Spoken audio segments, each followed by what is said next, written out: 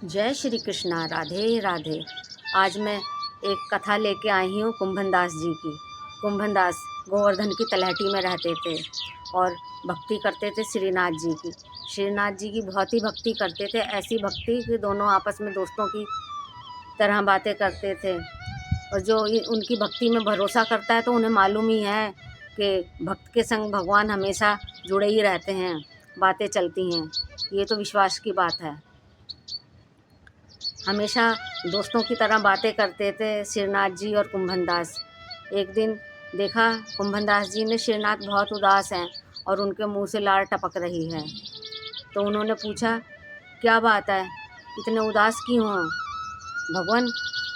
तो उन्होंने बोला, अरे क्या ही बताऊं, आज मेरा माखन खाने का बहुत मन कर रहा है कुंभना, माखन खाने का बहुत मन कर रहा है। तो कुंभन दास जी बोले, कोई बात नहीं, इसमें उदास होने की क्या बात है, ला देते हैं अभी माखन, खा लेना जी भर के। तो श्रीनाथ जी बोले, अरे नहीं कुंभना, तुझे नहीं मालूम, एक गोपी आती है और वो मुझे रोज़ बाहर से माखन दिखा के जाती है। उसका माखन इतना ताज़ा और बढ़िया है कि उसको देख के मेरे मुंह से लपर लपर लार टपकने लगती है, क्या ही बताऊं। चलो आज उसके घर चल के माखन खाते हैं। तो कुंभन दास जी ने बोला, अरे नहीं, ऐसे चोरी करने जाएंगे तो पकड़े जाएंगे और ये सब अच्छा नहीं है। उन्होंने कहा नहीं। श्रीनाथ जी बोले, नहीं, पकड़े नहीं जाएंगे, आज उनके घर कोई है ही नहीं, सब शादी में गए हुए हैं, बस थोड़ी सी गोपियां हैं, थोड़ा सा चुपचाप जाएंगे और माखन खा के आ जाएंगे। श्रीनाथ जी ने बहुत आग्रह किया तो कुंभन दास जी ने कहा, ठीक है चलते हैं। तो उनका आग्रह टाल भी कैसे सकते थे कुंभन दास जी। दोनों दोस्त चल दिए, कान्हा जी मित्र और कुंभन दास जी मित्र। भगवान और भक्त की तो ऐसी ही दोस्ती थी। दोनों जने चले माखन चोरी करने। चलते चलते वो एक गली में गए। गली में एक खिड़की थी जो उस गोपी के घर के अंदर जा रही थी, घर के अंदर से खुल रही थी। खिड़की से वो जाने की कोशिश करी तो कुंभन दास जी को बोले, कृष्णा जी पहले तुम जाओ।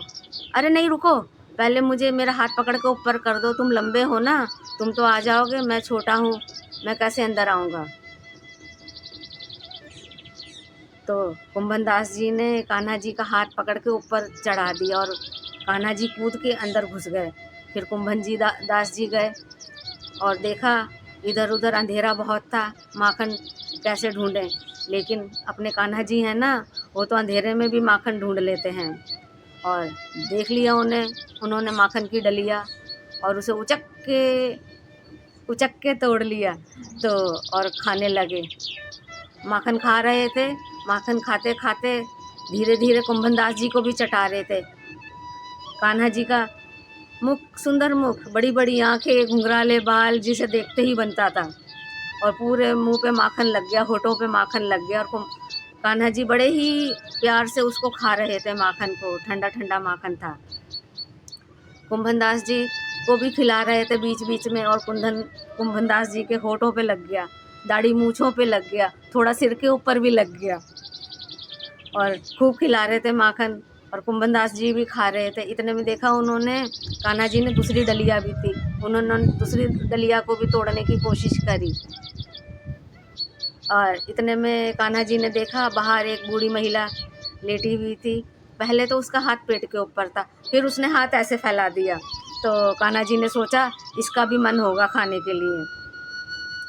जब उन्होंने कहा, कुंभना देख, उसका भी माखन खाने का मन है, वो मांग रही है। उन्होंने कहा, नहीं नहीं, ये उनका माखन खाने का मन नहीं है, वो तो सो रही है, और चुपचाप माखन खाओ और निकलो यहाँ से, पकड़े गए तो बहुत बुरा होएगा। वो बोले, अरे नहीं कुंभना, ऐसी बात नहीं है, जैसे हमारा माखन खाने का मन करता है उसका भी खाने का मन कर रहा होगा, दे दो उसको माखन। तो कुंभन दास जी भी क्या करते, चुपचाप थोड़ा माखन उठाया और बूढ़ी महिला के हाथ के ऊपर रख दिया। उसके हाथ के ऊपर रख दिया तो वो उठ बैठी, ये माखन किसने मेरे हाथ के ऊपर रख दिया, और वो जोर से चिल्लाई, चोर चोर चोर।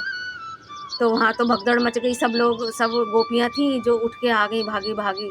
कान्हा जी ने देखा सब लोग उठ गए हैं तो वो भी दीवार फांदे और भाग गए और फंस गए कुंभनदास जी। और अंधेरा था, कुंभनदास जी को चोर समझ के सब गोपियों ने पीट दिया। जब उनको पीटा तो क्या हुआ, इतने में कोई गोपी ले आई लाइट जला के, छोटा सा दिया जलाया और लाइट हो गई। देखा उस लाइट में तो कुंभनदास जी। तो गोपी ने पूछा, अरे आप कुंभनदास जी, आप तो इतने सिद्ध पुरुष हो, आपने चोरी करने क्यों आ गए, आपने ऐसा क्यों किया? तो उन्होंने कहा, नहीं मैं चोरी करने नहीं आया था। और उन्होंने फिर कहा, बताओ क्यों आए थे चोरी करने, आप इतने सिद्ध पुरुष होके भी चोरी करते हो। अब कुंभनदास जी से रहा नहीं गया, वो बोले, बेटा क्या ही बताऊं, अपने कान्हा जी हैं, वो कह रहे थे कि गोपी आती है रोज़ाना, मुझे ठंडा ठंडा ठंडा माखन दिखाती है और कहती है मुझे अपनी गोपी बना लो और मेरे घर माखन चोरी करने आ जाओ। और कान्हा जी भी मान गए और लिया आ गए इधर, और संग मुझे भी लिया है। मैं क्या बताऊं। ये सुनते ही एक गोपी जो बीच में खड़ी हुई थी वो तो निहाल हो गई। वो ही जाती थी कान्हा जी को कहने श्रीनाथ जी के मंदिर कि मुझे अपनी गोपी बना लो, मुझे गोपी बना लो अपना। ये सुनते ही वो नाचने लगी और बोली, अरे मेरी फरियाद सुन ली कान्हा जी ने, मेरी फरियाद सुन ली। वो अभी भी मेरी फरियाद सुनते हैं, मेरी फरियाद सुन के आ गए, मुझे अपनी गोपी बना लिया। और वो बहुत ज़ोर ज़ोर के नाचने लगी। और कुंभनदास जी वो तो चुप ही रह गए और वो भी वहाँ से चल पड़े। कुंभनदास जी वो हैं जिनकी वजह से आज घर घर लड्डू गोपाल भोग लगाते हैं, रहते हैं। पहली बार उनके ही हाथ से भोग लगाया था लड्डू गोपाल ने। आज उनकी वजह से घर घर लड्डू गोपाल पूजे जाते हैं। जय श्री लड्डू गोपाल की, जय श्री मेरे कान्हा जी की, राधे राधे। ये हमारी छोटी सी कथा है आपके लिए। अच्छी लगे तो हमें कमेंट बॉक्स में लिख देना अच्छी थी। धन्यवाद, थैंक यू, जय श्री कृष्णा, राधे राधे। श्री कृष्णा जी अपने भक्तों को कभी निराश नहीं करते हैं। ज़रूरत है तो सच्चे मन की, सच्चे मन से की हुई भक्ति कभी भी व्यर्थ नहीं जाती है।